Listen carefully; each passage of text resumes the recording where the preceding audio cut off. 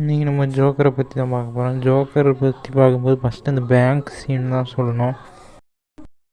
Bank கொள்ளையடிக்கிற scene தான் first ஞாபகம் வரும். அதாவது கூட வந்தவங்கெல்லாம் ஒருத்தர் மாறி மாறி சுட்டிக்கிட்டு கடைசியில் ஜோக்கரை சுட விடும்போது அவர் நகர்ந்து போய் மறுபடியும் கடைசியில் பார்த்திங்கன்னா எல்லாத்தையும் சுட்டு கொண்டுருவார் ஜோக்கரு.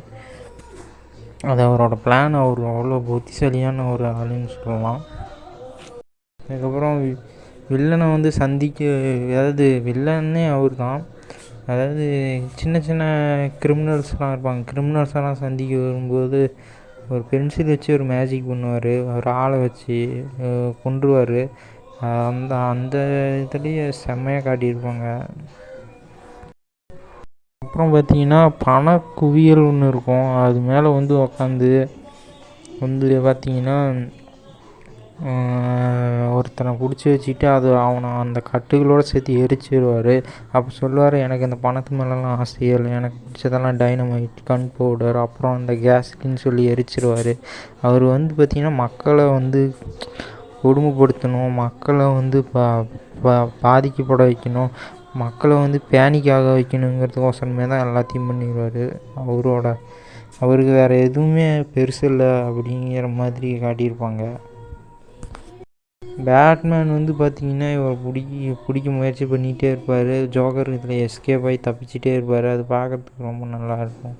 அவங்க 2 பேரும் கடைசியில் வந்து பார்த்திங்கன்னா பேட்மேன் ஜோக்கருக்கு ஃபைட் வரும். அந்த ஜோக்கர் வந்து பார்த்திங்கன்னா பேட்மேன் நல்லா சண்டை போட்டு ஜெயிக்கிற நிலமையில் போகும்போது தோற்றுருவார். ஒரு பார்ட்டி சீன் வரும். அதில் வந்து பார்த்திங்கன்னா, good evening ladies and gentlemen, this is nice entertainment, அதாவது நாங்கள்லாம் ஆளையா விருந்தாளிங்க அப்படின்னு சொல்லிட்டு வந்து அந்த பார்ட்டியே ரகலை பண்ணியிருப்பாருன்னு சொல்லலாம். அதில் பேட்மேனோட கேர்ள் ஃப்ரெண்டு வருவாங்க. அவங்கள பயமுறுத்திட்டுருவார் ஜோக்கர். அதுக்கப்புறம் பார்த்திங்கன்னா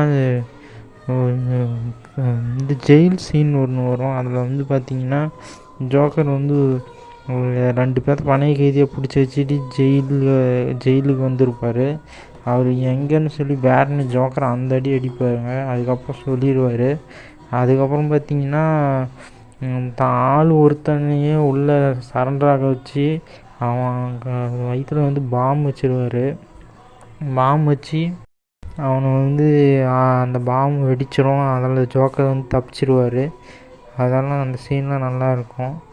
ஜெயிலுக்குள்ளே வந்துட்டு மறுபடியும் தப்பிக்கவே முடியாது, ஜெயிலேருந்து தப்பிச்சிருப்பார். அந்த சீன்லாம் நல்லாயிருக்கும். அதே மாதிரி ஹாஸ்பிட்டல் சீன் ஒன்று இருக்கும். ஹாஸ்பிட்டலில் வந்து பார்த்திங்கன்னா வெடிக்க வச்சுருவார்.